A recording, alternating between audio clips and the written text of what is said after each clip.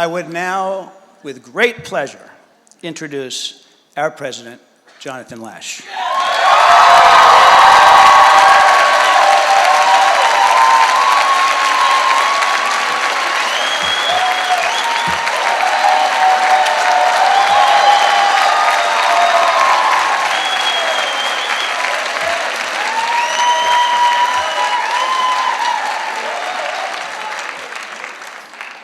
Okay, I'm going to try to get through this without showing you how emotional I feel about all of you graduating.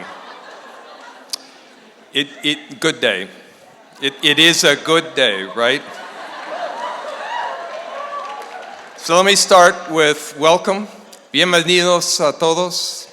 We are so glad you are all here to celebrate with us. I want to specially join SIG in welcoming and recognizing two people whom we will honor this morning, and without whose grace and skill and vision and determination there would be no Hampshire College, Chuck and Polly Longsworth.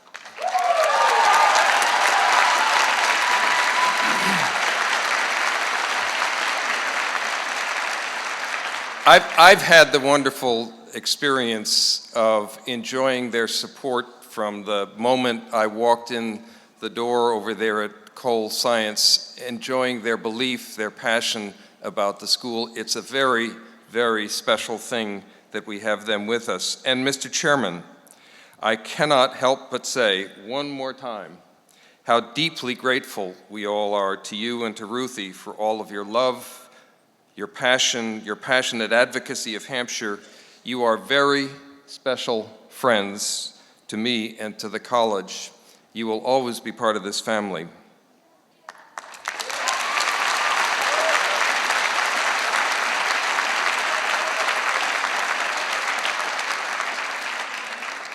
A week ago, I woke up at around 3 a.m. on a warm, wet Saturday morning. No birds were singing yet, no cars were passing on Middle Street. There was no sound louder than a few drops falling from leaf to leaf on the humongous sycamore tree right outside the president's house at 15 Middle Street. And then I heard very softly in the distance one of you ringing the bell. What a happy sound.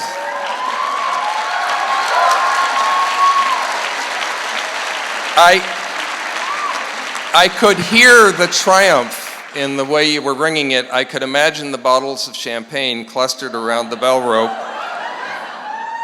Clang, clang, clang, clang. It just made me chuckle. The dog wondered what was going on. But it is such a sweet, sweet sound. It brightens every Hampshire spring. It affirms the near miraculous courage and creativity and independence with which you, like 4 decades of Div 3s before you, have channeled your passion, harnessed your curiosity, and set off independently to explore something you care deeply about. The results are so often absolutely extraordinary. We saw it yesterday afternoon in the presentations we went to. I've now been privileged to sit on 3 Div 3 committees, and each was a remarkable learning experience for me, to say nothing of the Div 3. Did you all go through the similar cycle of enormous ambition, total panic, and then finally focus and achievement?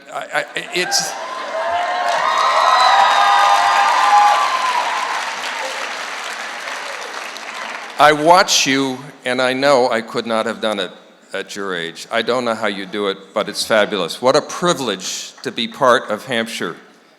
As you leave, do you feel that? I do. I am deeply grateful to have had this chance to work with you, to have you show me my way through Hampshire as part of this caring and committed community. So I'm going to take a moment to add my thanks to SIGs. First, to our graduating class. You're making the transition, Div 3 to Div Free.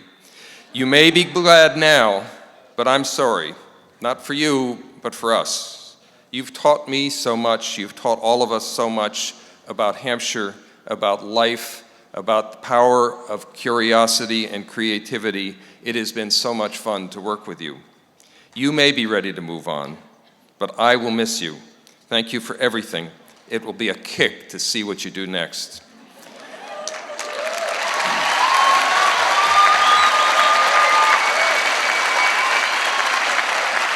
So to the families of these remarkable young people, I hope that you are as proud of them as we are. Thank you for all you've done to support them, all the sacrifices you've made to enable them to be here, all the support and the love that has made this moment possible. Thank you.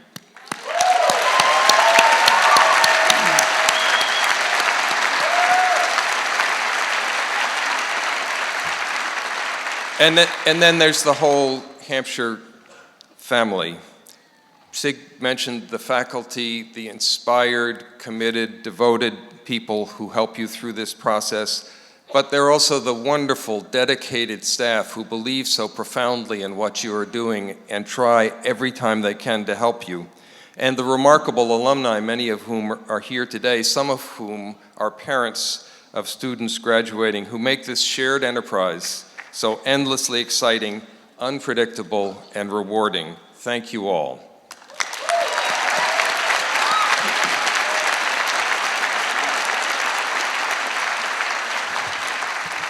To reiterate something important about this whole experiment, Hampshire was created on the premise that if a school could shift the focus from teaching to learning, the results might be extraordinary. Well, here you are, and you are the proof. Like so many in Hampshire, I'm here because of the students, and you make the choice seem exactly right. You've imagined questions and wrestled with the maddening way that the search for answers only deepens the question. You've recruited faculty to advise and challenge you. You've ignored conventional approaches. You've invented ways to turn your ideas into action, and it turns out that that skill will stay with you and empower you. When we queried the 9,000 Hampshire alumni, I missed that.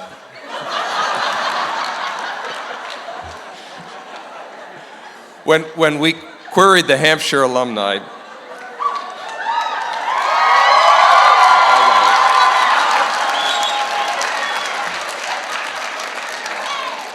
it's still okay to use the word, right?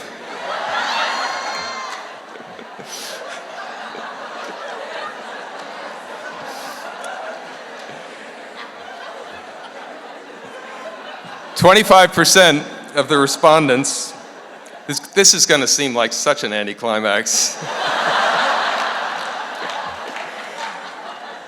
25% of the respondents said that they'd launched their own organizations, art gallery, theater, advocacy organization, social venture or business, or some creative mashup of all of those together that we don't really have a name for.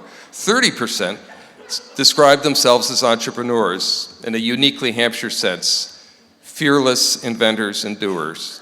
Knowing you, the 289 of you who are sitting there to collect your degrees today, you're going to increase that percentage, and you're needed. In the 4 years you've been here, the country's been mired in a recession. The stock markets have gone up, but not wages or employment. When you came here, we were at war, and we remain so. While you were here, the Supreme Court decided that corporations are people with political rights, opening the floodgates to those who believe that having a market economy should mean that elections too can be bought and sold. In a few weeks, I very much fear that same Supreme Court will outlaw affirmative action, making it harder for schools like Hampshire to find means to counteract the effects of racism in our society and to assure that we educate in a diverse community. But if that happens, I assure you, we will just work harder to achieve that goal.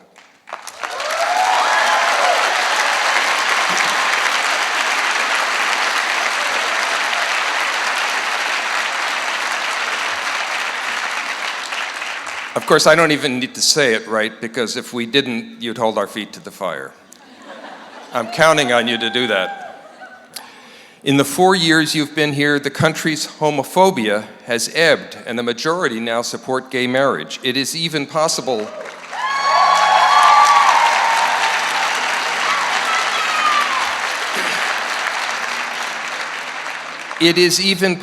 that this Supreme Court will overturn the Defense of Marriage Act. But even if that happens, so much remains to be done to create true tolerance and justice around issues of gender and sexual identity.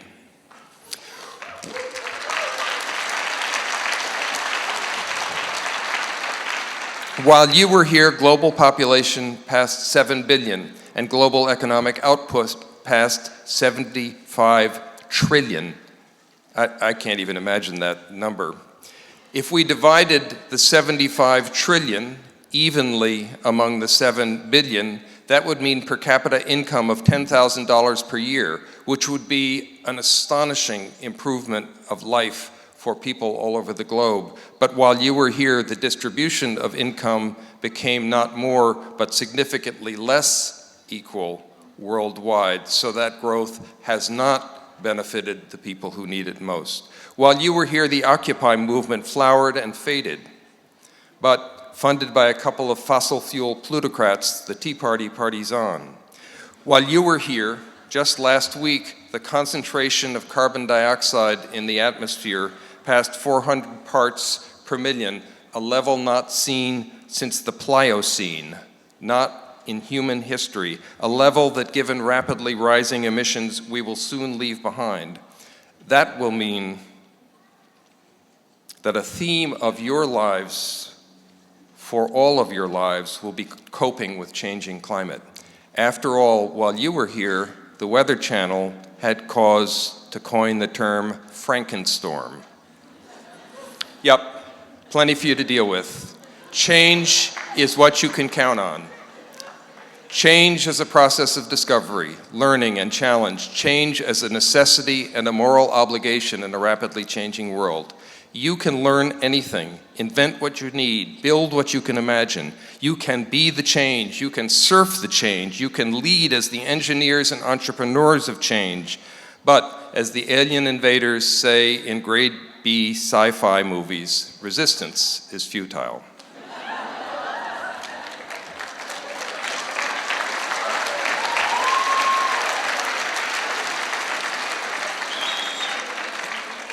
Okay, so you have rung our bell, you worked hard to deserve it, now ring the bells of society. Again, knowing you, I don't have to tell you that. You are what gives me hope. Thank you.